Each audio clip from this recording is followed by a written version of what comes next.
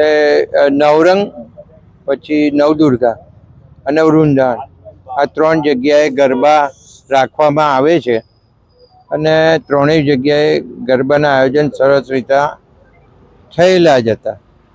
પહેલાં 2 દિવસ વરસાદ પડ્યો, એ દરમિયાન પણ ગ્રાઉન્ડ જે ભીનું થયું અને માટી પાણી ચૂસી લે તો તાપ હોવો જરૂરી હોય છે, અને તાપ આવે તો માટી ભીની હોય એ સુકાય, અને થોડીક જે રહી હોય તો અમે ઉપર રેત કે ડસ્ટ નાખી અને એને સૂકવી શકીએ છીએ, તો પાછું ગરબા માટેનું ગ્રાઉન્ડ તૈયાર થઈ જાય.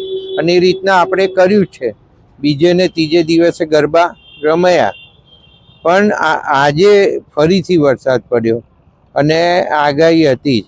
આપણે આયોજન એ રીતના કરેલા જ, બધે પંપ ગોઠવેલા જ, એટલે પાણી નીકમાં થઈ અને એક જગ્યાએ ભેગું થાય સાઈડમાં, અને ત્યાંથી પમ્પિંગ કરી અને પાણી કાંસમાં નખાય એવા આયોજનો કરેલા જ છે.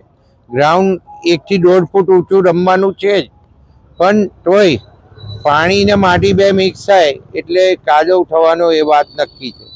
તો એવા સંજોગોમાં જો ફરીથી વરસાદ, હજુ રાતની આગાહી છે એ 10:30 બતાવે છે, 1:30 વાગે બતાવે છે, આવતીકાલે પણ 11 વાગે બતાવે છે.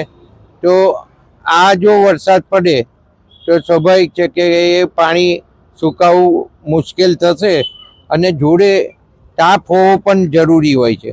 જો આવતીકાલે તાપ હશે તો પાણી બાષ્પીભવન થઈને ઉડી જાય અને બાકીનું શોષાય, અને પછી જે એમાં અમે રેત નાખીને ફરીથી ગ્રાઉન્ડ તૈયાર કરી શકીએ.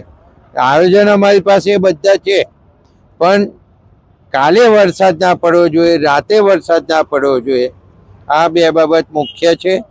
બાકી અમારી તૈયારી બધી જ છે.